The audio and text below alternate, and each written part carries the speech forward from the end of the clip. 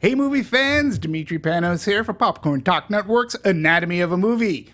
Come along with us and take the hero's journey as we discuss King Arthur, Legend of the Sword.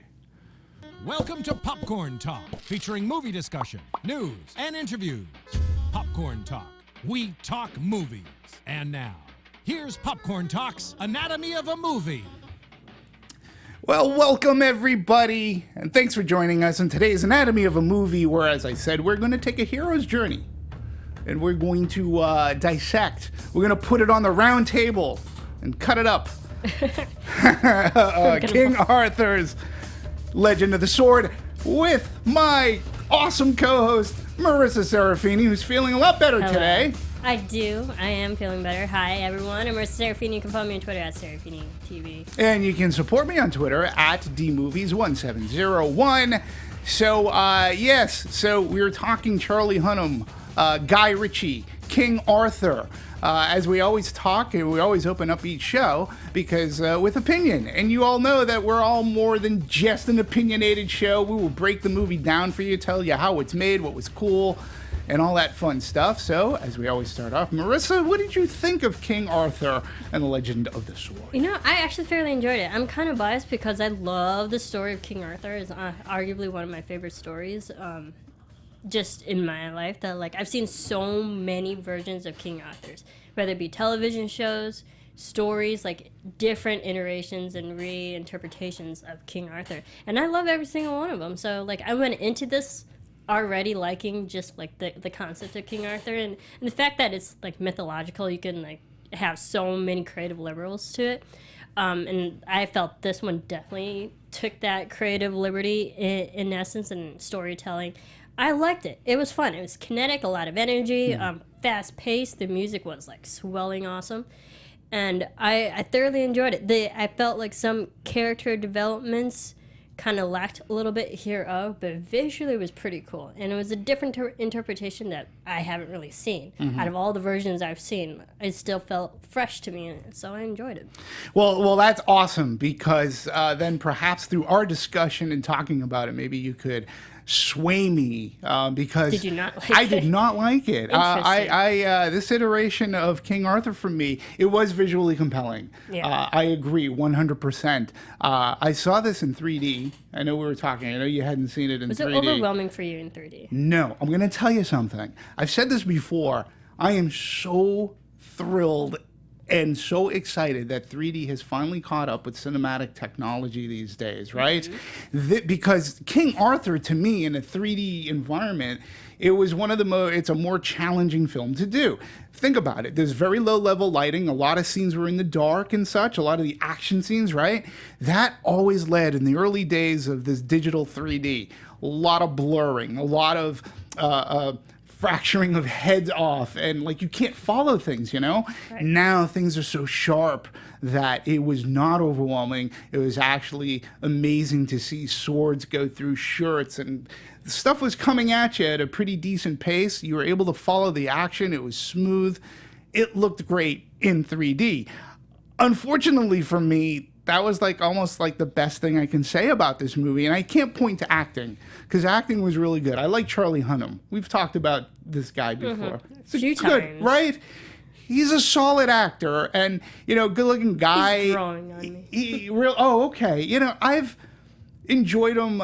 Pacific Rim. I enjoyed him also. Lost City of Z too. Not my favorite movie, but he was good in it. Crimson Peak. He's growing into a good actor, and we have a lot. I have some stuff to say about him a little bit later. But for me, my standard of King Arthur movies is Excalibur, the John Boorman movie, and that is my bar. And ever since Excalibur, every other King Arthur movie has just never really made that bar. Even Guy Ritchie references Excalibur in his interviews a lot. That was definitely a big inspiration for this one. Absolutely. And, for me to rejigger King Arthur's a classic hero's journey. It's a classic tale, but it's a hero's journey. Movies like Star Wars take from the legend, the legendary Knights of the Round Table. Right. And I couldn't put my finger on what exactly this was. Is this a prologue, a reimagination, I didn't know, a prequel? Because to me, King Arthur, the story is a well-made, self-contained boy, sword, ascendancy, fall from grace, try to get, and this didn't have that. And the other thing too is, again, I can't blame Guy Ritchie. I think you said it. The pacing of the movie was pretty good, right? Visually compelling, but I think it just all points to story. And I don't know how you have a King Arthur movie without Merlin. How do you have a King Arthur movie without Merlin, the magician?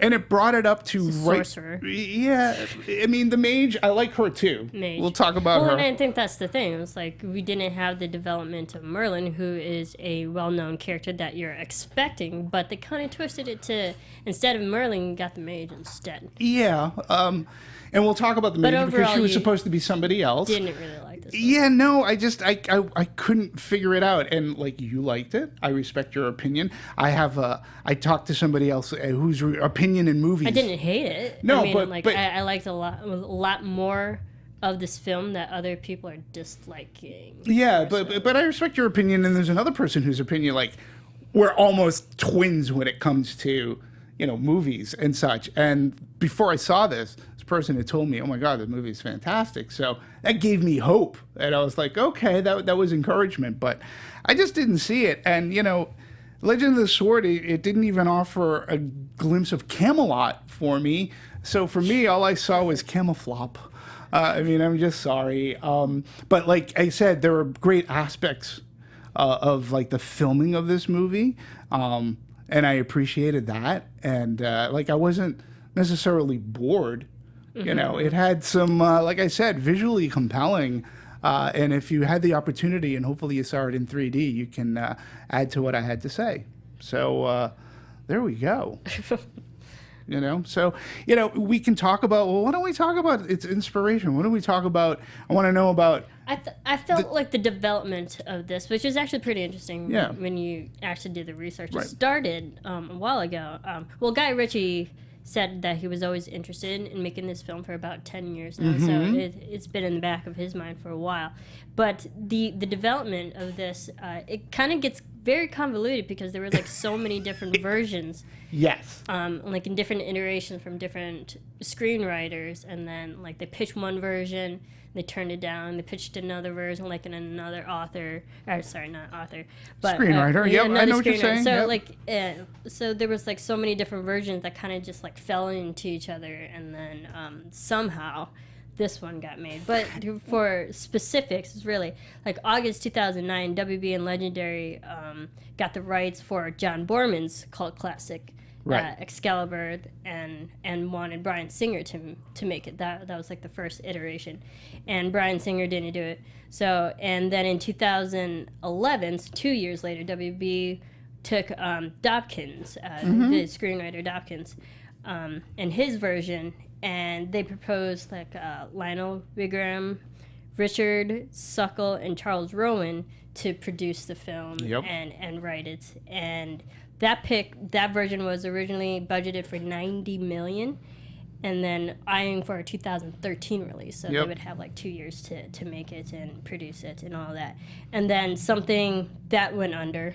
Yep. And then later, they to get all this in 2011, they scrapped that project, and then then later on they're like, let's do this version with Guy Ritchie's screenwriting. So there were so many different versions that got like pitched and scrapped, and ultimately they went with Guy Ritchie's. Yep. But the original screenwriters, you had Dobkins and Wigram, like they all get screenwriting credit because they had the concept in the story. Right, and then went with Guy Ritchie. And then Guy Ritchie comes along, and even his version went through a bazillion iterations. It wasn't just like he even is on record as saying that he actually saw this as a little more morose at times, and he figured on different characters. Like Mage, I believe, was supposed to be, she was originally Guinevere, and then that changed and became Mage. And he took his cues from Excalibur and said, well, you know, he changed up King Arthur and he made him the reluctant hero. Like, what would it be if I take him out of the kingdom and put him in the streets? And he goes, wow, like he that grew would up be as a regular as a street civilian. rat. Yeah. You know, almost a con man. And he's like, a con man. Yeah, and that's what he wanted to go with. And so he changed it. And then, you know, believe it or not, too, at the end of the day, he goes, there is a 2-hour and 20-minute version of this movie. There's a 3-hour version of this movie, and there's a 1-hour and 50-minute version of this movie. And I think, well, there's the theatrical, which is about 2 hours, about 2 right? hours, yeah. So, you know, he goes, the film eventually finds its own voice in rhythm. I would hope so.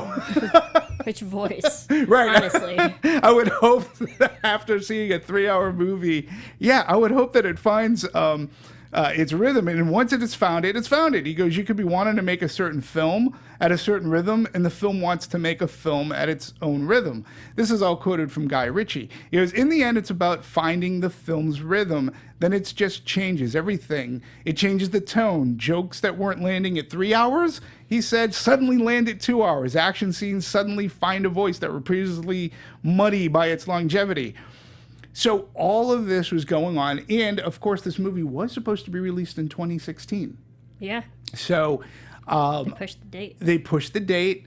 It gave them time to tinker with it. Although, you know, Guy Ritchie will say, well, you know, listen, it gave me time to tinker, but we could have been ready in 2016.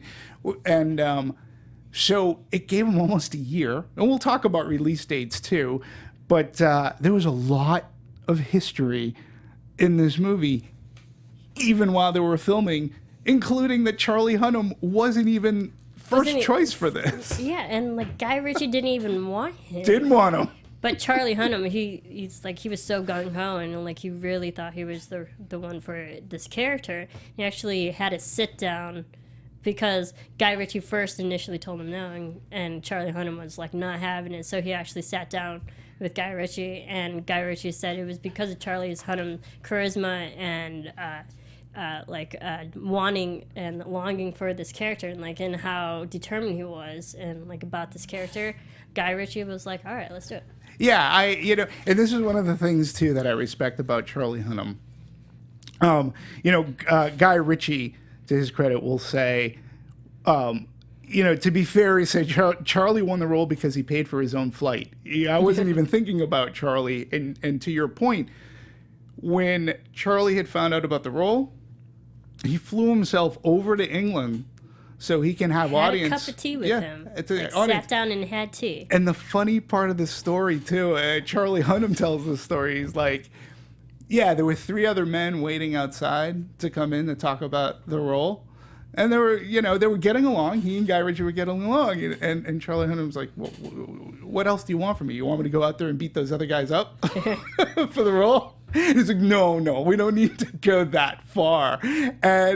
But I love the dedication that Charlie Hunnam has. And this is one of the things. Sometimes, like, the initiative that Charlie Hunnam took that other people wouldn't have. Yeah. I think that was more appealing for Guy Ritchie. And, like, knowing that he went out of his way just to talk about the role. He let him audition, and Charlie ultimately won it fair and absolutely. And I think that Guy Ritchie, what he saw in Charlie Hunnam, too, was a person without attitude. A person that, would be a team player. Guy Ritchie wanted a team player in this as well. So, and something interesting to note about Charlie Hunnam is that in doing my research on this, I did not know that Charlie auditioned to be Thor. Which, when you think about his looks and stuff, you go, okay, that sort of kind of makes sense. It would have been a career changer for Charlie, but his attitude about it is, he goes, no, I got no regrets. He goes, I'm happy where I am. I work. I like to get work, and I'll fight for the jobs that I need to, get like this. And so I respect that and hope that, maybe for, Chris Hemsworth now, who's been popular as Thor, maybe those roles that people are looking for Chris Hemsworth, but he's very busy, obviously, in the MCU. Look at Charlie Hunnam, because I think he's a good enough actor and he can handle action pretty well. And it looks good doing it, and he seems to be a really good team player. From what I was reading in the interviews, I've gained a respect for him after reading a lot about him. Yeah, absolutely, as a person, and the fact that he's not Thor kind of doesn't really pigeonhole him either. Sure. Like, he has the freedom and ability to do other genres, and like he can do television, he can do drama, like Lost City of Z and stuff. I praised him in Lost City of Z. Mm-hmm. And so like I like that he has that creative freedom to do other different projects if he wasn't stuck as Thor. Sure. Yeah, absolutely. And I just, I would like to see him get more roles. I really enjoyed him in Crimson Peak. I thought he was good in that too, and he plays well off of Jessica Chastain. And oh yeah, she's fantastic. Yeah. So, I really think that that's really cool. Now, Guy Ritchie as a director has really evolved. You have to say, from a guy who did like Snatched, Lock, Stock, and Two Smoking Barrels, and Sherlock Holmes, which again, those iterations of Sherlock Holmes I enjoyed. I mean, number one, he was fortunate enough to get people like Robert Downey Jr. and Jude Law, and both. When you talk about a great pairing, those two work well. Then you had Guy Ritchie's stylistic form of direction, which it didn't tarnish Sherlock Holmes, but it really brought it modern day, and I really enjoyed that as well. He's been around for a while. He knows his way around a camera. It's not so much that I don't disrespect him for trying to modernize something, but there are certain types of story arcs, particularly in King Arthur, that I think should be hit.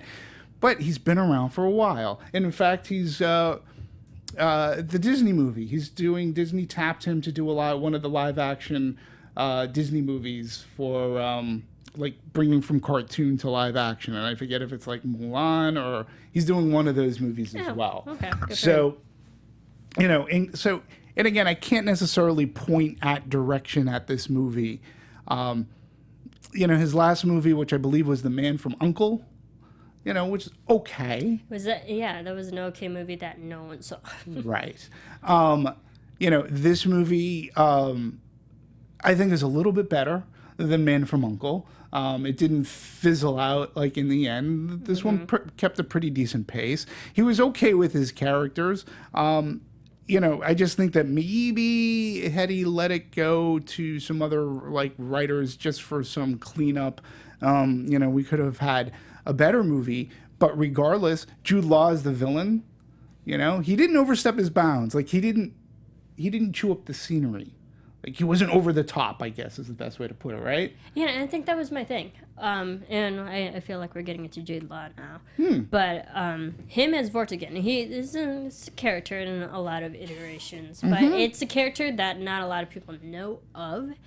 And what I liked about this version is that I'm not really that familiar with Vortigern, but like you saw the ascension to power and his lust for power and like his, everything that he did in order to get to the position of authority that he was at. I liked it. Visually, I didn't see him for some reason, I didn't see him as menacing as, like, most villains that he saw. Like, yeah, he kills the people he loved in his life just for, like, that short temporary amount of power that he can overthrow someone.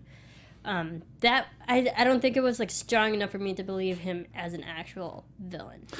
But to your point, my only counter to that would be that's why he needed help from the octopus monster, whatever that three-headed monster. Yeah, because as you said, you're right. He doesn't have that menacing approach, although he can stare you down pretty well. Yeah, I was like he might be twisted in his ways of thinking, right? But the fact that he needed an outside source to make him more powerful, like, kind of denotes like how powerful he really is. Yeah, and I think that's where I was just conflicted with him. It's like he wants power, but he's not powerful enough. So therefore, I didn't really see him as the biggest villain that had its own natural unless power. he had help. And but the thing about Jude Law and his casting for Guy Ritchie, it was a no-brainer.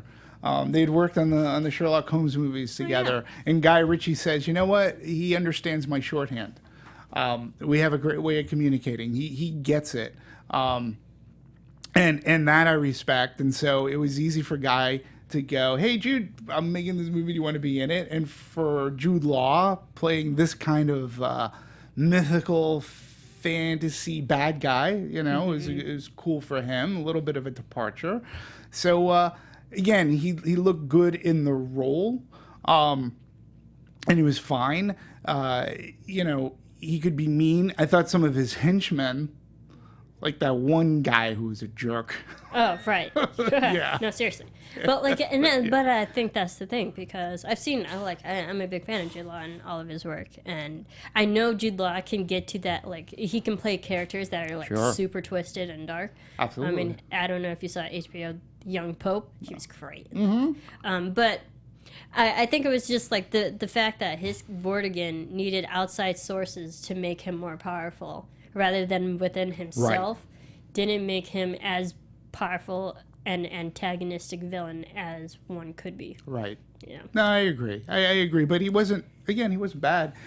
He didn't make the common villain mistake of being too over the top and then not being able to reel that in. I sort of kind of liken his, in certain ways, I liken this King Arthur to Robin Hood, Prince of Thieves, which is a modernized, Right. pop music in the soundtrack. Alan Rickman, okay? So like, good. this movie could have used a little Alan Rickman. You know what I Some mean? Hans Gruber in there, A little bit. This is what I sort of kind of liken it to, where, Kevin Costner is Robin Hood is very serviceable. He was a good-looking guy. Everybody else around him has an accent except for him.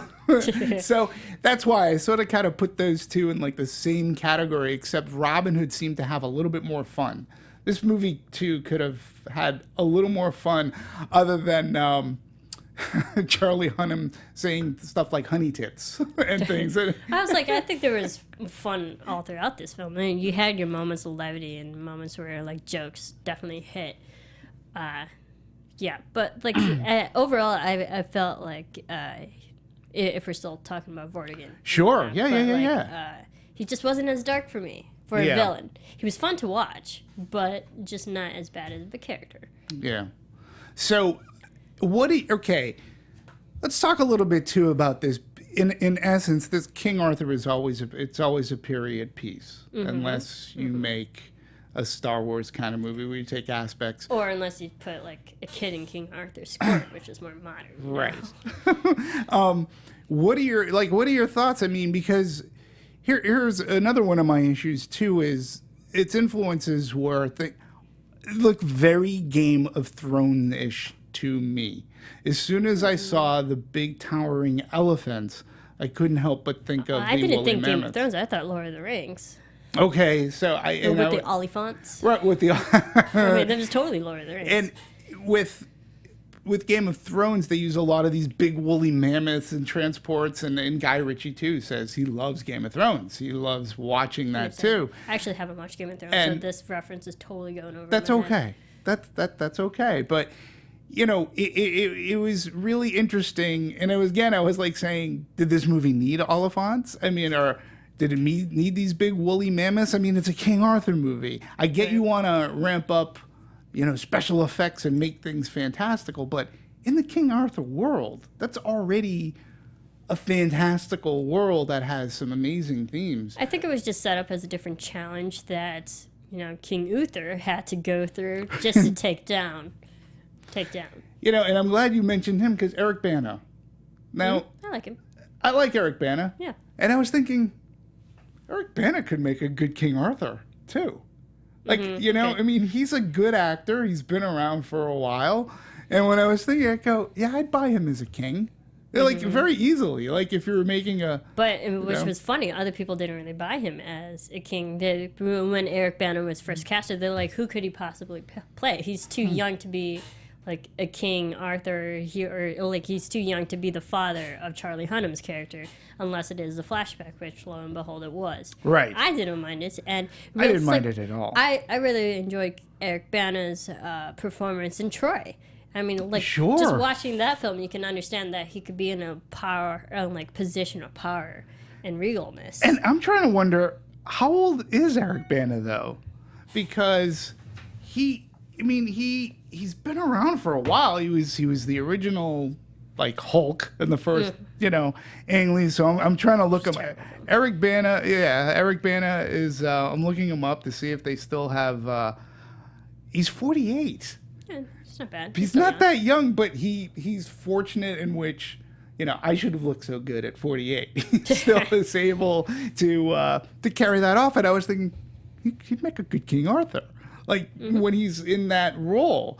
And I had no problem buying him as king. I wish he were in the movie more, but I liked that scene where he sacrifices himself. I like that. That was like a whole nother take of killing a King Uther that I haven't seen in all the different iterations of the fact that like he sacrifices himself to save his wife Ingrid, and he actually physically turns into the stone that holds the sword. I was like, right. I haven't seen that version. Yeah. That was fresh. Yeah, that was sort of kind of cool. Yeah, and it gave King, because like all the versions that I've seen, it's like King Uther is actually very dark and twisted. Sure. That like he's a maniacal king that should not be on the throne, and hence it makes sense if Vortigern wanted to take over.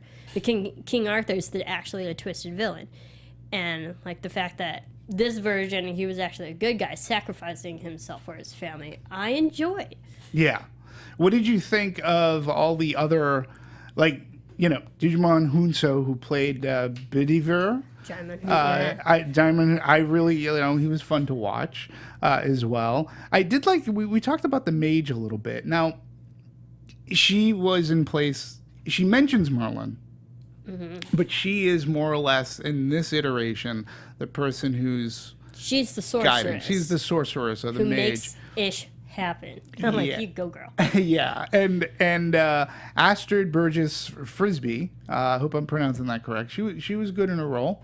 I thought that she portrayed it really well. She played it well. She was a good, strong female character to do it. So, what were your thoughts of like replacing Merlin with mage? Actually, I wasn't that, like, I didn't mind it all that much. I mean, we love Merlin, but the thing is, we've seen so many versions of Merlin.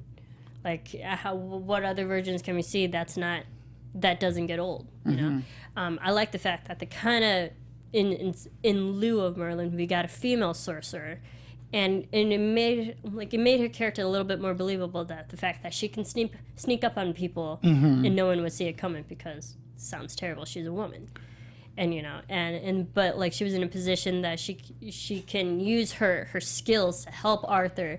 And I felt she was kind of like a thread throughout the whole film that really helped Arthur along his journey. Yeah, because if it wasn't for Mage, like he wouldn't have gotten the sword back, and like I felt like she was the person who constantly kept Arthur on his path, to where he needed to be. And like Merlin. Yeah, exactly. Does. Yeah, but I didn't mind it, and then I didn't mind it if it was from a woman or from a man, honestly. But I thought it was refreshing to see a woman do it. Yeah, it was interesting to me. It was even more interesting to learn that character was originally supposed to be Guinevere.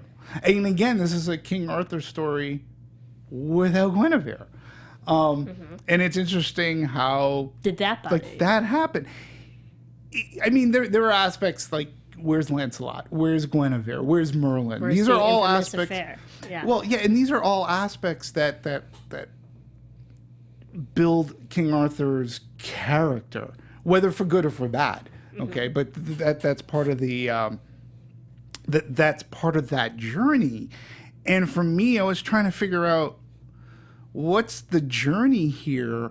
Like what like these knights of the Round Table, which, I got the joke, what are we supposed to do at this table? Which is funny, but the nobility, the honor of being a knight, that's what King Arthur wanted to bring to Camelot. And Camelot's a big deal because in our U.S. history, in our U.S. history, they called JFK's presidency Camelot, yeah. Because of distinction, because of nobility and honor, and so a short period of time, of time and strength and protection. Yes, protection, and that's when legend and fantasy really melds into the real Reality. world of reality. So, and I was like looking for that thread of the hero's journey. So, am I upset that she wasn't Guinevere? It would have been nice to have had some, whether it be Mage, like if they had Mage and another woman play Guinevere, at least there's the spark of the romance that we can see that can inspire King Arthur to have this honor and whatnot. Also, I mean, like, sorry. No, please. I know. If anyone knows me, I love romance. You do. I'm like the biggest romantic. It also doesn't bother me that Guinevere was not in this film. Because, again, that's another version that we've seen time and time again. And I think also, having a romantic relationship could inspire King Arthur to do X, Y, and Z, but also could be his downfall too. Because we know if anyone knows the canon of King Arthur, like the whole affair between Guinevere and Sir Lancelot, like that also is the start of the descendants of King Arthur. So it could be something that gives Arthur strength, or it could be his weakness. And I'm glad they didn't really have that, because that didn't stop Arthur from his mission. Because I feel like if they actually stopped for like a romantic storyline, that could have gave him vulnerability to his character in this film. Yeah, and I my take on it is that it's Guinevere. Like, he's got to meet her at some point, and like to have a Guinevere in this movie in which they have a romantic thing. Like, again, this movie is such a mishmash because it stops at a particular point. So, and it obviously stops. Well, in this version, before he meets Guinevere, well before he meets Lancelot. It stops right when he officially becomes king. And well before Camelot becomes Camelot, right? So, but for him to fall in love early on, who's eventually going to be his queen, like it's a great romance. And it builds the great drama, and it builds the great character building for all involved. Lancelot always feels so guilty for what he's done, as well as Guinevere. So, I don't know. I would have liked to have seen Guinevere in there. Again, I'm a guy. I wouldn't have minded some spark of romance and go, oh, there's Guinevere. Oh, okay. Of course. He's, they're going to fall in love. And again, I didn't mind Mage being in the movie so much. It was just, and I like that actress a lot too. She was really good. I thought she was good. She has very striking features. Absolutely. That makes you kind of believe that she could be a sorceress. Absolutely. I don't mean for that to sound weird, but it's like, but no, I know what you're talking about. She has a very distinct look that you wouldn't really think, right? Like as a regular civilian, that like it kind of gives her a mysterious type of look that makes you believable that she could play a mysterious sorceress. Absolutely, and she carried it well. She's young enough, and again, if you don't buy that person having to be able to behold those powers, then the role is lost. The role is completely lost. So let's talk a little bit about, because just before the top of the show, we were talking visuals, and you came up with something really cool. I want to talk about the visuals of this movie and the cinematography. I mean, there are so many beautiful locations and sound stages too, and scenes in which to me were like, I was like, that's a sound stage. When I learned, I was like, that's cool. And in fact, we're going to bring you to a behind the scenes look given to from the New York Times that has a behind the scenes great scene. But before we start into that, I want to talk a little bit about the locations and the beauty of it all and the map. Oh, the map. Yeah. Let's. So the cool thing about this, it filmed in a lot of different places. They used the Windsor Great Park, the Applecross Peninsula, and the Highlands and the Isles of Skye, North Wales, for Arthur's battles against the Saxons and Snowdonia, where Guy Ritchie chose to film was Nant. I'm gonna butcher this. Nant Gwynedd. That's why I sort of pass this to you. I can't pronounce any of them. They also filmed at the Tryfan, a mountain to the west of Capel Curig, whose resemblance to the Knuckle Duster no doubt caught Ritchie's eye. And the Tintagel Castle is the cliff top of where Arthur the character was conceived as a baby. Right. And they also used Queen Camel, the Somerset one candidate, for the location of Arthur's final battle at the Battle of Camlin, where he died. Right. And you found this cool map. Found this cool map. Someone, sorry, I completely forget the source because I did so much research on this. But someone actually mapped out because they filmed like all over Scotland, like where each particular location in Scotland where each scene usually is for King Arthur. So if you're tuning into the iTunes version, definitely check us out on YouTube and watch the video aspect. There's a cool map that like visually shows where Guy Ritchie filmed certain scenes of this film. It is a cool map, and I want to talk too visually. All right, so John Mathieson. I hope I'm pronouncing his name. Yeah, is it Matheson or it's because it's an IESON. So, but this guy has had an esteemed career. He worked on Gladiator. He's worked on Logan. He worked on Logan. He worked on X-Men First Class, Kingdom of Heaven. So this is a guy. Also a great film. Yeah, this is a guy that's, and he's worked on genre, period, epic fantasy kind of movies. Like, Gladiator, Logan, right? And we talked about Logan. You can't dispute how that movie looks. And he brought all of his experience and expertise, I think, in this movie, too. Being able to blend in soundstage with actual location. The locations were beautiful. And that map that we had will show you, and you can do research on those locations because they're pretty cool. They're pretty cool stuff. And they've used those locations for other big productions as well. Yeah. Other than King Arthur too. Yeah. Like Harry Potter. Some scenes were filmed there in part 1 and 2 of Deathly Hallows. Deathly Hallows. Yeah. Isle of Skye sounds familiar when you said that. So, when you have production design and cinematography and lighting, and you put this movie together, and then you make it in 3D. This movie really, really works. It looked pretty. I like the locations, and sometimes and we'll get to the editing, but it went by so fast you can't really see exactly locations. But when you saw Arthur and all the people he was traveling with from different forests and the big open landscapes, that's definitely where you saw the vast locations that they were filming. And I'm really happy that you brought up editing. James Herbert, who's worked with Guy Ritchie before. I think I think one of Guy Ritchie's strengths is he is a director that can make visually stylized, but you don't lose sight of the action. You don't get confused.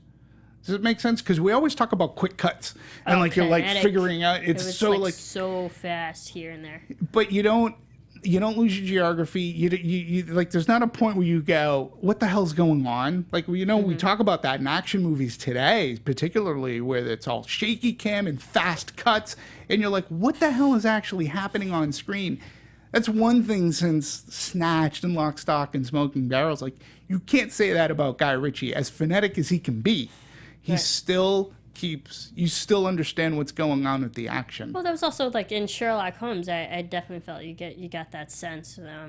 You can isolate some scenes in this film, King Arthur, that the montage, the opening montage of King Arthur going up from a baby to an adult and where he is. You understood what was happening. Absolutely, it was so fast. Sure, cut to really loud music. But if you isolate that scene, cut it out, it could be its own music video. Agreed. And again, though, you still understand and are able to follow the action without being confused. He's also, in my opinion, Guy Ritchie is one of the only directors that is able to pull off slow motion and get away with it, because he never overuses it, and he seems to use it at just the right moment, and then the action goes back to regular speed, so to speak. You understand what I'm saying? I can see. It was one of my all-time favorite directors, Baz Luhrmann. Moulin Rouge. there are many scenes that are like fast cut editing, but you still understand what's happening. Yeah, that movie gave me a headache. He's not one of my favorites, but That's I one know of what my you're all-time saying. favorite movies. But I think Baz Luhrmann's style and his editing as well, and like the editors on his films, like his style, there are so many scenes that could be so fast paced, and it looks all over the place, but you still understand what the heck is happening. Great Gatsby, you know. But That movie the was newer tolerated. version, Yeah. The like, one with DiCaprio. Yeah. I felt like King Arthur had a lot of those moments where there were scenes or montages that were cut so fast, but you still understood what was happening. Yeah, and particularly action. When there's an action scene, you want to know what the hell's going on and who's fighting who and how and where.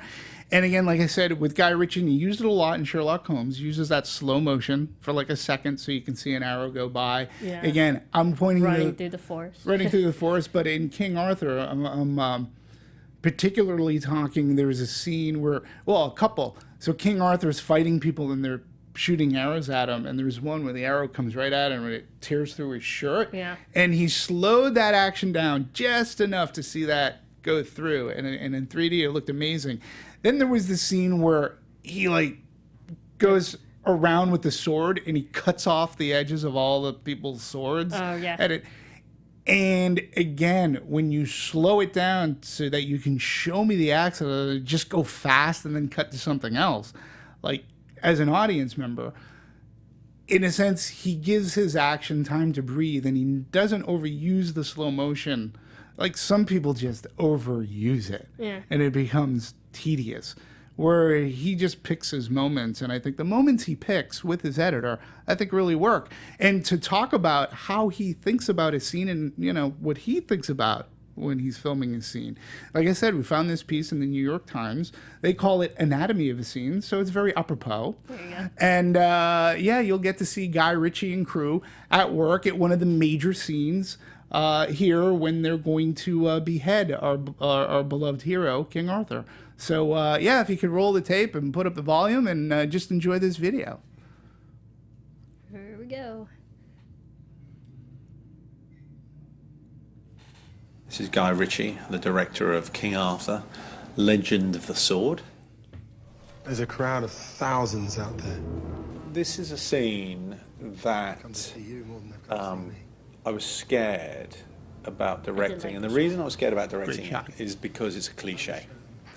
It's Talk a about slow motion. trope There's a lot of slow of sort of motion. medieval movies, if you will, that you got to take Show them lies. the good guy out onto a platform, stick his head on a block, and threaten to chop it off, and thereby I didn't quite know how Klingon. to approach it in a fresh fashion. I kind of got And like a sense of what I think makes this scene That's where the interesting Klingons get it. is the bad guy actually tells you what he's after. I'll let them hate.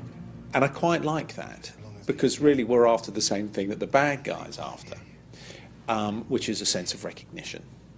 And sense of he power admits as well. that really Like, what makes him this feel definitely shows like good his inside lust is for being power. recognised and being And how powerful. good it makes him feel. Yeah. So Like, that's the reason why in he's the in morning his of me shooting this, Fist pump. I Yeah.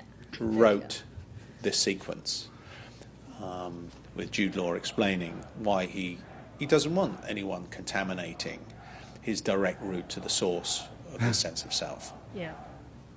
So it's a montage explaining the human condition, and specifically the villainous condition, which is a search for self outside of self. And that was the backbone to this scene. Of my Viking guests. This is all shot on a stage in Leavesden. Warner Brothers has this absurdly sophisticated stage in the north of London. See, and this but this scene is was, this is like, where it too was. early This is in on the the back film. lot. I was like, they're not So we gonna kill him. built The movie would be here. over. We built half a tower. Half a tower. You're born king. Cool. And the rest was Behold the man who pulled sword from stone. It was certainly one of its key components was to express the fact that this was a big film. So it was a time to wheel out the extras and go, bosh, we are playing big. So we tried to This make guy. try to make it as big as we could, so you could have a sensation of vastness and power. Yeah. See, it definitely established like why King Vortigern like does what he does. Right. There you can see like some aspects of his character why he's so twisted. Oh yeah. But again, not to keep repeating myself, like the fact that he needed a third source to help him make him more powerful Right. just didn't make him as That's what it powerful as he diminishes. should be. So let's talk. Well, you said that guy. That guy. That guy. Now that guy was just looking him up. He has a key scene, right? Because this is the guy we're talking about, where he more or less breaks into the secret cave of King Arthur, or of Arthur and his peeps, right? Yeah. And so they come back. They're trying to escape from, was it Londinium? Londinium sounds like a precious It's metal. like too close to London for me to make any distinction. Right. But this guy sets himself to be up such an a-hole. Such a jerk. douchebag, right? Yeah. I was like, I hated him more than I hated Vortigern. Yeah, he was just so hated, and the guy played him to a T. Yeah, no, seriously. And again, I think for me though, this is one of the faults of the movie. They made this henchman so bad, okay, and you're right to an extent that he was almost bigger than his boss. Vortigern. But he is a henchman, right?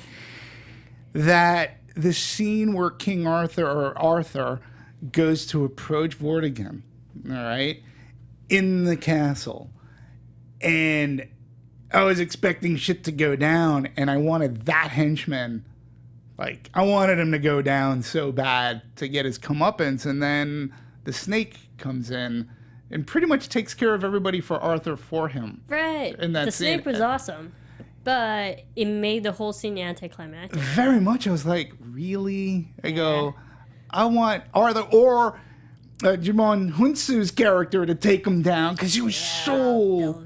Yeah, I just wanted him to say he deserves so much better than getting eaten by... He deserves so much more than just getting eaten by a snake, as did everybody there. Yeah. And I just sort of kind of felt let down. Like, I felt like he was someone that actually deserved to be stabbed, not eaten by a giant snake. Right. Like, to someone, like, as terrible as this sounds, but, like, someone actually actively kills him. Yeah. I think that would have been more satisfactory. Like, yeah. Like, yeah. He And someone deserved who that just death. missed. Exactly. And I felt having a snake do your dirty work for you, you said it was anticlimactic for me. I was like, oh. Yeah, like, I for get the everyone. snake coming down. Like, that was... I would have liked it to be... That was clearly a trap. Get the sword back in a stone where you can't get it back out. I just wish they didn't try to play it so, like... Because when Vortigern cuts off the snake's head and Excalibur goes into the pillar, the mage goes, oh, instead of like, the mage should have been like, nuh-uh, trap, you fell for it. Right. And then here's a bigger snake. At least that way, like, you get a cathartic, you just got screwed, because that's what they wanted you to do, which is sort of what they wanted him to do. I just felt that scene for me, that other henchman, he just deserved a worse. A worse death. Yeah, because he was so bad, and he played it. We're nice people, Great. you guys, I swear. We are nice people, but we are talking about a movie and bad guys and getting understandable. Like, comeuppance. his death was not as satisfactory as it could have been. Yeah. The snake looked cool, and I have no problems with snakes. But my thing is, like, I was trying to understand the symbolism of the snake, like evil, whatever. Is the mage something that Serpentine. we should trust? And this was literally after the snake had just bitten King Arthur, and like, just trust the snake. I'm Right. like, trust to do what? Right. Especially, and then we see this humongous snake. We're like, okay. Yeah. It was literally just deployed to get the sword Yeah. back. Yeah, I don't know. Or, I like, don't he know. always had the sword, but like, maybe they had to put on this big ruse just to get rid of the number one henchman to Vortigern. Maybe. It was I like, don't know. He could have used the snake against Vortigern, and I think the snake could have won. honestly. Yeah, I agree. I agree with you. I want to switch over to something, too, that you mentioned at the top, right? And Guy Ritchie, in talking about making this tale today without losing the time period itself. And and you'll see where I'm going with this. He goes on and says, that's my principal challenge. My principal challenge is to somehow strike a tone where you feel that somehow you can buy into the world as credible and simultaneously feel like it's fresh and new. So music was a big component of that. You talked about the music at the very beginning of the show. Yeah. It was something that I noticed as well. And usually we're big fans of music. Yes. What were your thoughts? To me, the first thing I thought of too was Sherlock Holmes. It sort of had that. Oh yeah. You know, But Sherlock Holmes used Hans Zimmer. Correct. And listening to this music, all I could think was Hans Zimmer. Me too. But it wasn't and I was Hans so Zimmer. surprised. It was Daniel Pemberton. I was Yes. like, I think he did a great job. But I think some of the music, for the most part, was so overbearing in this film. We talk about, with all the films that we talk about, there can be music that's too overbearing, that it's too distracting. You hear the music and you forget everything you're watching because you're too overwhelmed with what Right. you're hearing instead of watching. And I felt there were some moments with that in this film. I was like, just listen to the freaking soundtrack that we opened up on. Like, every score is humongous and over the top. I agree. And sometimes, though, like the beginning of the film, like when I heard that, I was like going, oh, okay, I sort of like this score. But then there were other times where I was like, oh, Way I too don't much. like, yeah, it's way too much. And it was interesting because I also had the initial thought that Hans Zimmer, did he get him to do this? Well, like, you got the horn blowing, like, every 10 seconds. And I'm like, it's probably Hans Zimmer, but, the credits at the beginning didn't say it was. I was No, like, oh, all right, Pemberton. yeah, I was surprised that it wasn't Hans Zimmer. But you definitely got inspiration from Hans Zimmer. Absolutely, and Be his son or something. totally inspiration because again, there were parts of it that did remind me of the Sherlock Holmes theme and score, and there were scenes in which it benefited from the music, and there were other scenes which it took away from the music, which is. Yeah, odd, because we do talk about music, and I feel that music is so important to a movie. And I just wonder, too... Anthony, could you play, like, one of the scores? Yeah, to yeah, King yeah. Arthur? Like, play the outro. Like, how over the top it is. Uh-huh. And you and I, we love composed music. Absolutely. But I felt like the fast-cutting scenes, definitely the montages running through the forest, even taking down all the guards in the Right. square, like, all it was overbearing Right. music. It was, and then it made me think while I was watching it. I know he wants to modernize it, right? But again, it is King Arthur. Could it have benefited from a more orchestral Yeah, totally. score? It totally did. But the interesting thing about Daniel Pemberton, he worked for Man for Uncle, talking about Sure. earlier that film. But he used a lot of he's quotes, "I started to curate a mongrel orchestra because it made up the weirdest instruments and sounds I could find and make." So literally he got different miscellaneous instruments and threw them together and made sound. It almost sounds Made like the way Guy Ritchie noise was more directing than this. sound. Yeah. But and he says he'd be up at 2 a.m.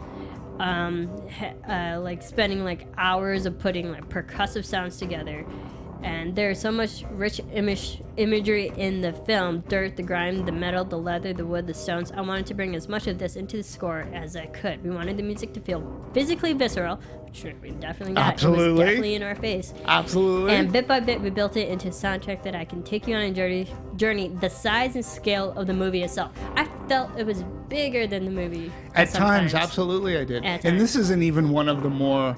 Like, this I could... Yeah. This is okay. This isn't one of the big... I don't know if there's a soundtrack that we can sample from.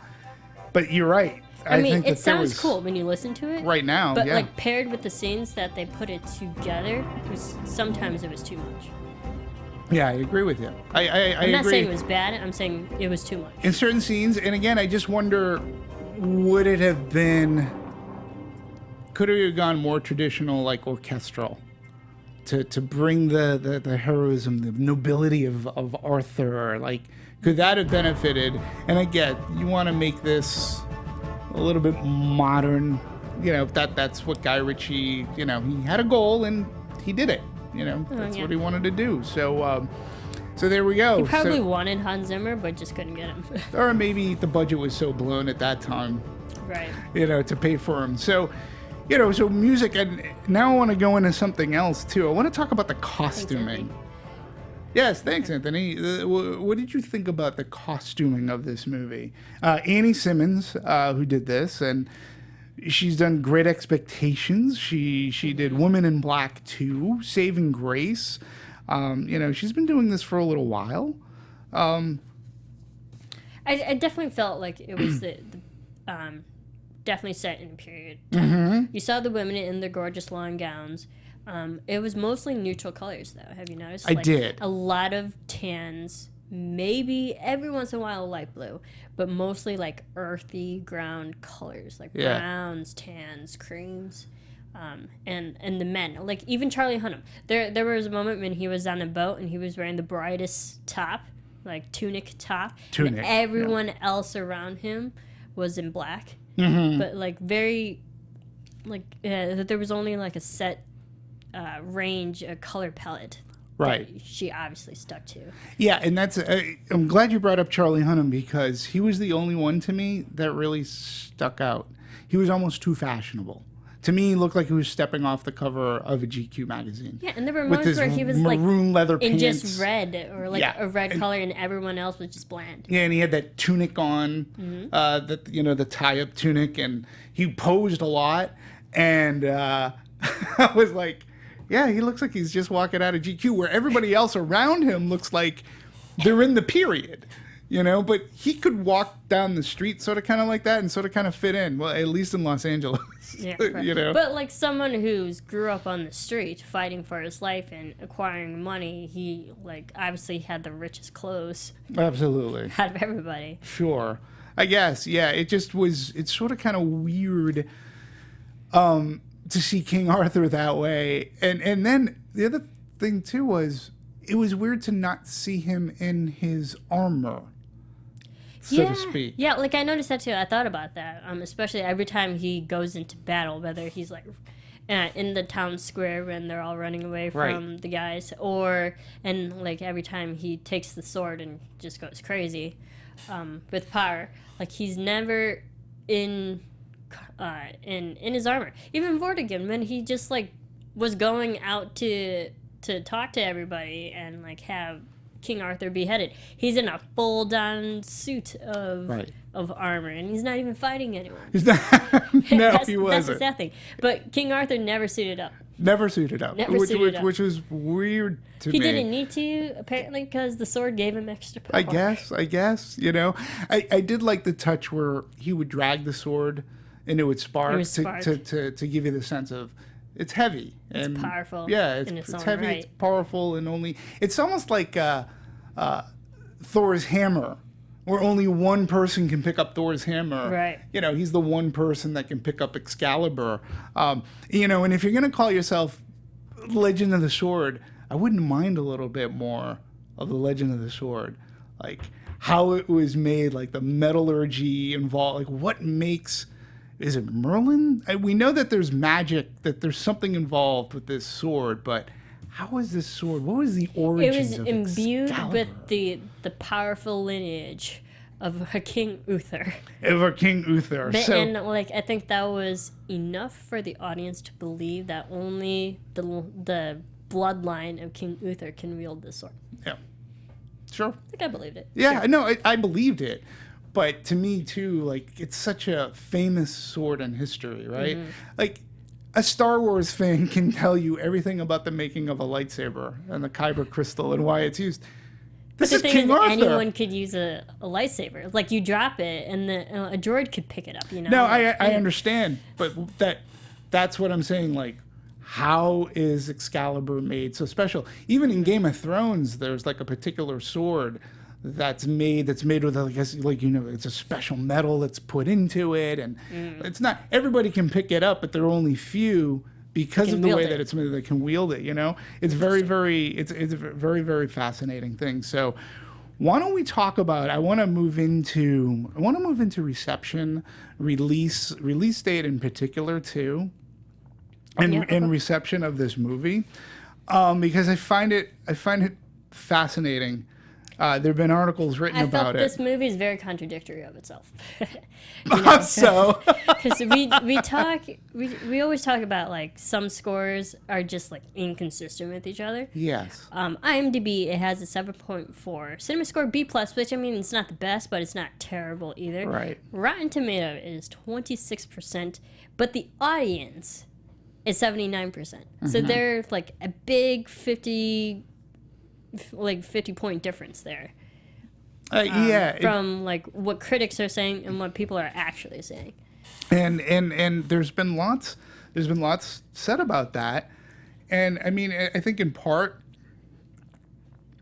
the story of King Arthur is around and people may know it, but an audience of today may not be as familiar with things like the King Arthurs that you have seen, with Excalibur, Well, that's the thing. even the Sword and the Stone, I to an am extent. the audience of today, and You I get You it, are. but I'm not sure if other people my age would. Maybe I'm just a nerd. Right. Well, you know, it's just interesting because another movie that I can compare this to, if you want to call this a reimagining or so, is, and we talked about this almost a little over a year ago, was The Legend of Tarzan, Yeah, too, right? that was a great film. I really enjoyed that movie Yeah, more I than enjoyed it. that was a good. I was like, okay, I get it. This is a ton of fun. We all enjoyed it. Phil We enjoyed it. I did. enjoyed it. Yeah, we had a good time with that movie, but it didn't do well, No, it didn't. and so it just makes me wonder. Financially, it made enough for it to get its money back. But Yeah. reception-wise, it didn't receive all No, that and well. it is the property just old? Like, do people Are people not done with the care? reimagining? Or like are too many iterations out Or there? or are they not as so familiar with this character to really know, like, you know, again, the story of King Arthur transcends into society. It's influenced other storytellers, Yeah. you know, to tell this story. But I just wonder, did recasting get in the way? You know, at one point, Kit Harington and Joel Kinnaman were attached to star, and later it said Colin Farrell Yeah, thought Colin about Farrell. doing this. Even Garrett Oldman Yeah, and was then at one point a part of this, or like it was in talks for this. Idris Elba was mentioned about playing Merlin. Merlin was to be in it. So you just wonder, and again, no disrespect to Charlie Even Hunnam. Liam Neeson, like they offered the role Who was in Excalibur. of Uther to Yeah. Liam Neeson, and he turned it down. Yeah. So I don't blame him. He's great. No, and he did his bit in like Clash of the Titans and Oh, yeah. things like that. So it just makes, and again, no disrespect to Charlie Hunnam at all. We talked about how, you know, I respect him a lot, but when you're hanging a $175 million movie, you know, on, you know, you need a little bit of bankability, and Charlie Hunnam, I think, is going to get there. And I think the more he does, the more recognizable and the more likable.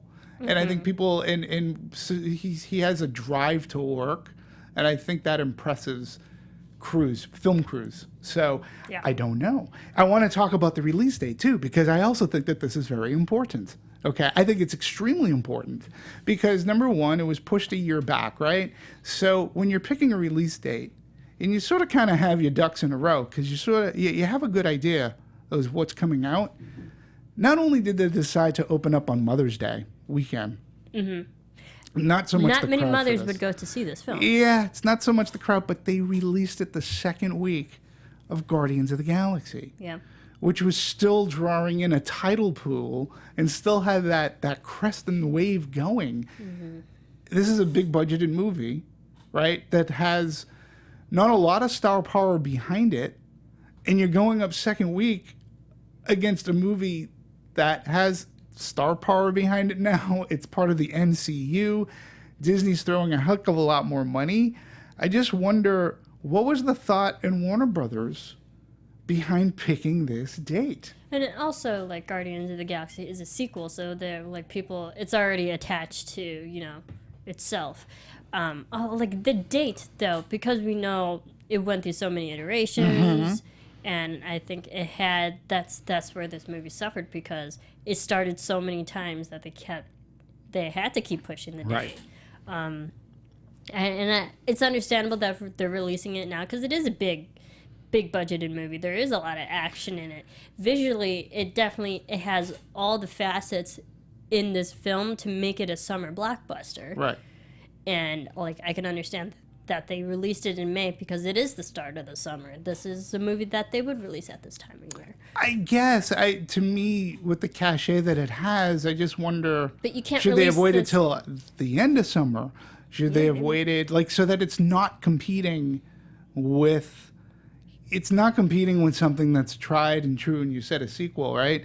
And it went up against a Mother's Day comedy. It went up against Snatched. It is Mother's Day. Snatched beat this film. Yeah. And I just wonder, number one, I wonder who was the executive that said, let's do this, $175 million, let's sign off on this. Because ultimately that means at least $200+ million when you're talking about the marketing, advertising, and getting the hard drives out, right? Mm-hmm. I saw so many trailers for this film. I did see a lot of trailers for it as well. And billboards. Like, WB pushed hard for this film. They most certainly did. They threw their money to try to open up the picture. Oh, on top of that, they had planned for at least another 4 or 5 movies to go down the line. Like technically, this would have been the start of a sixth film installment. Yeah. If the first one did well, obviously it didn't. So like we're not going to see other movies from this. But this was supposed to be the start of a 6-film franchise. I know. Yeah. It just makes take so bad. Yeah, and it's sad for the cast and crew. It's sad for like somebody like Charlie Hunnam, right? But because that's the other thing. Guy Ritchie and Charlie Hunnam did their bit for King and Queen. They did their interviews. They were out there. Oh yeah. You know, they talked to Jude Law. They talked about the movie, so they did what they had to do to try to push this movie, and ultimately, Guy Ritchie isn't necessarily going to take the hit as much as somebody like Charlie Hunnam. And so I just want him to continue his career, and he seems to have a good head on his shoulder. I just want him to, let's overcome. Domestically, okay, so its opening weekend, it opened up number 3, and as you said, it was behind Snatched. It opened up at $15 million. Whoa. Okay. On 3,700 locations. 3,700 locations, right? Now, its domestic total, as of May 18th, $20 million. So that meant it made about $1 million a day to get to where we are. Now, here's foreign. It actually had 63.8% of the take. It's currently foreign at 35.8 million. So we have a grand total worldwide. Globally, we got about $56 million for a movie that cost $200 million. There's going to be a lot of write-off for Warner Brothers. They better hope, and they seem to have some cachet. Warner Brothers, they'll be releasing Wonder Woman. The hope that they can mitigate some of that loss. King Arthur earned just $5.3 million on its opening day, including $1.15 million in Thursday previews, but a $14.5 million debut weekend, which is horrific. Yeah. And it's the first summer bomb, quote unquote. Yeah. It's one of the one of the biggest of the year thus far, considering what it cost to put it together, and it just sort of kind of makes me wonder. It was the estimating 23 to 25 million opening weekend, and it made it missed it by 10 million. Yeah, that's a lot. It is a lot. That's a lot. It just makes me wonder again too. Who says, okay, King Arthur, we got this story. Yeah, I'm going to give it 175 mil. Like, I'm not begrudging making a King Arthur story. The VFX and the cinematography, definitely. You could, when you watch this, all the money's up on screen. Oh, yeah. Oh, yeah. Like, everything. It definitely is an epic. Yeah. But it's just sad that people didn't go see this film. And I would never... Oh, one thing you can't... It doesn't look cheesy at all. No. All the money is high up on production value. Absolutely. And all the money is up on screen for sure. Its reception, as you were saying, 26% on Rotten Tomatoes, which ain't good. No. And you but were the saying audience is 79, which is pretty average. And B+ cinema score doesn't suck. Yeah. That means people will go out and talk to other people about it and say, yeah, I saw talking King about it Arthur. now. We're talking about it. You enjoyed it. Like I said, I know a person who loved this movie too. And actually, I said, well, if you like this movie, the chances are I'm going to like this movie. You know, it didn't necessarily turn out that way, but that's the way movies are. You know, sometimes you like a dinner, or sometimes people like sushi, and other people want it cooked. You know, Yeah. but a B+ does at least mean that there's positive talk. It's just now, not only were you going up against second week, not only are you going up against Guardians, now you're going into first week Alien Covenant. Yeah, like, and this summer has a humongous list of big movies that are coming. There's a big movie, like, now about every week. About every week. And Every week. by watching trailers on King Arthur and other movies that I've seen, this is looking to be a fun summer. That's one of the more, I'm like going, okay, I Excited want for to the see summer. that. I want to 'Cause see that. We just went through a lull, and now we have the summer movies coming out. So. And it's like you said, they're just stacking up. So Mm-hmm. poor King Arthur, you know, it's First miss. tough. It's the first Yeah. miss of the summer. Yeah, it's going to be tough for Warner Brothers to. Would you watch this film back. again? No. No. No, maybe on cable if it was on. Yeah. You know, I'd and I'm probably flipping watch through. this film But I'm again. not going to own it. Yeah. You know, I wouldn't own it. You know, it doesn't have that much replay. If it were on like HBO next year and I'm flipping through, I might stop on it, but that's about it. I'm not gonna seek it out or purchase it, Yeah. or pre-order it.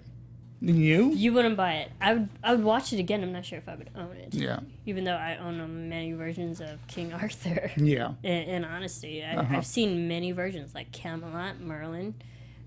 You know, like I do First love, Night? Yeah, I do love versions of like retelling of King Arthur. Like I love the general story. Yeah. And all of its different forms. Sure. So like I may buy this. Who Yeah. knows? Who knows? I would definitely watch it again though. So, well, any final thoughts? I think we can wrap up King Arthur. Overall, it's a fun film. It's unfortunate that not as many people as were to be expected to watch this film didn't watch it.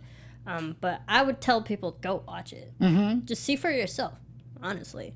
It's not a terrible film. Yeah, we always say that here. You know, I'm not in the same camp as you, but this is one of the rare times when I'm sort of in line with the critics. Albeit, I do believe a 26% is a little bit lower than what I would, you know, what I would give it. You know, it was close to making me angry, but it didn't necessarily make me angry. But you know, we always talk about the diversity. We've been on this show and we talk about criticism a lot. We talk about how did they hate this film, or how did they love this film and we hated this film.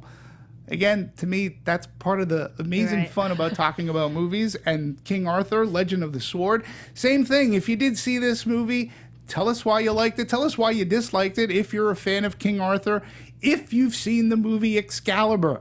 Talking to people, they don't know that movie even exists. I highly recommend that you watch that movie if you can get the director's cut. Check that one out.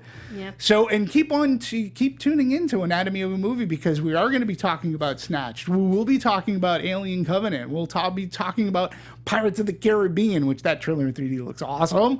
Can't wait. And movies like Baywatch, The Mummy, We just had the start of the Kingsman summer, you guys. trailer looks Yeah, awesome. Atomic Kingsman. Blonde. I mean, Good Lord. so much fun at the movies this gonna be a summer. fun summer. I think so. So we appreciate you watching. Marisa, please tell us how people can support you again, where they can find you. Everyone can follow me on Twitter at Serafini TV. You can follow all of us here at Movie Anatomy on Twitter. Follow the Popcorn Talk at the Popcorn Talk on Twitter. And you can support me on Twitter at dmovies1701. For those who have already and who comment and everything, thanks a lot. It's a lot of fun talking with everybody. It's a lot of fun talking about movies. I love it. We love it here. We know that you do too, and that's why you tune in. And your time is so precious. We're so thankful that you are able to watch us and tune into us. So thank you very much. Keep the discussion going. We'll see you soon. Bye.